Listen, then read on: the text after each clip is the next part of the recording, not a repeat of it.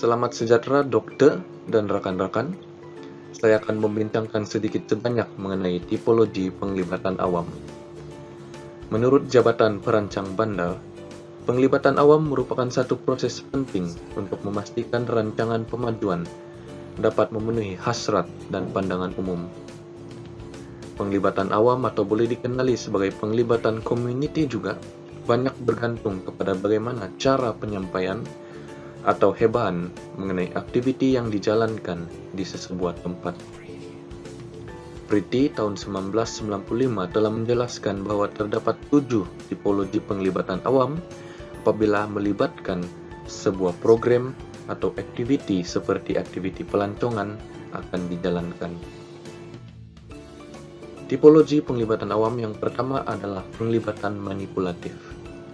Penyertaan ini bersifat kepura-puraan dan wakil yang dipilih adalah melalui proses yang tidak rasmi. Wakil juga tidak mempunyai kuasa untuk menjayakan sesuatu proyek itu. Penglibatan yang kedua adalah penglibatan pasif. Penyertaan ini bersifat unilateral karena hanya ahli profesional dapat menyuarakan pendapat dan penduduk hanya mengikut arahan yang telah ditetapkan.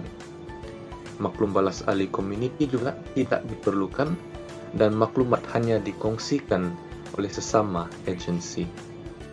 Tipologi penglibatan yang seterusnya adalah penglibatan konsultasi. Ahli community terlibat akan dibimbing dalam penyertaan proyek ini.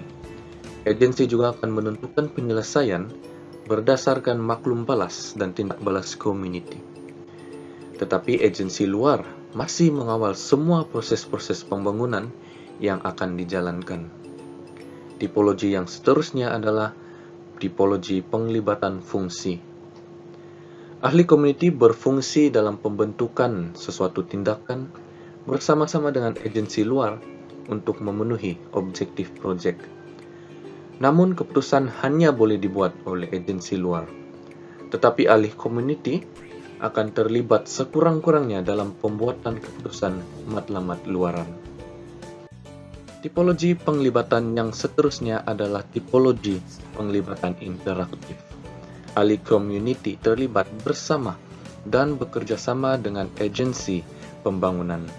Penglibatan ini dianggap sebagai satu hak dan dicapai melalui proses pendidikan, pengukuhan institusi tempatan, dan pengawalan sumber untuk mencapai objektif. Keputusan pembangunan di peringkat tempatan ini juga dikuasai oleh community itu sendiri. Penglibatan yang seterusnya adalah penglibatan kendiri.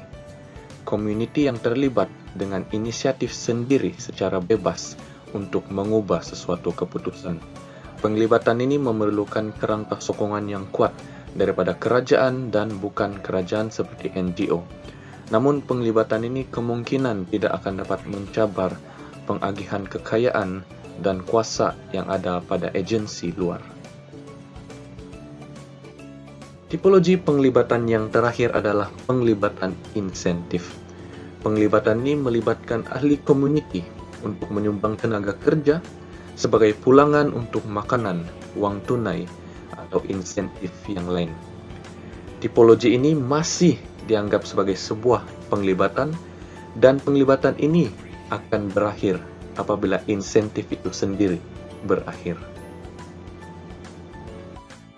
Itu saja daripada saya, Jason Cornelius daripada Grup 004. Sekian, terima kasih.